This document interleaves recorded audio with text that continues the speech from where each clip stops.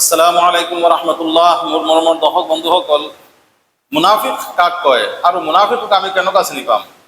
হুজুৰ পাক সাল্লাল্লাহু আলাইহি ওয়াসাল্লামে ইৰশাদ কৰিছে, মুনাফিকৰ খাছলত অভ্যাস চাৰিটা হয়।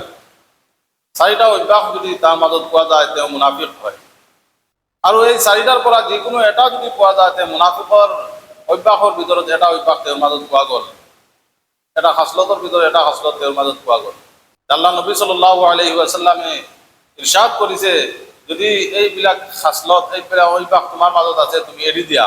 আৰু এই খাছলতসমূহ এই অভ্যাসখিনি এইটো হয়। এক নম্বৰ হ'ল, যেতিয়া সি কথা পাতিব অকল মিছা মাত মাতিব। যেতিয়া মানুহৰ লগত ৱাদা কৰিব, ৱাদা পূৰা নকৰিব, ৱাদা খিলাফি কৰিব। আৰু যেতিয়া কোনো বস্তুৰ চুক্তি কৰিব, সেই চুক্তি পূৰা নকৰিব।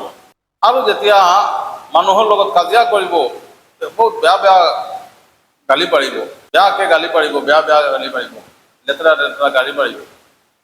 এইটো হ'ল, এই চাৰিটা হ'ল মুনাফিকৰ খাছলত, মুনাফিকৰ অভ্যাস হয়, মুনাফিকৰ চিহ্ন হয়। এতিয়া আমি মুনাফিক এইসমূহ যদি আমাৰ মাজত আছে, তেতিয়া আমি মুনাফিকৰ লিষ্টত আমাৰ নাম আছে। ভাই বন্ধুসকল, এইখিনি বস্তু আমি এৰিব লাগিব।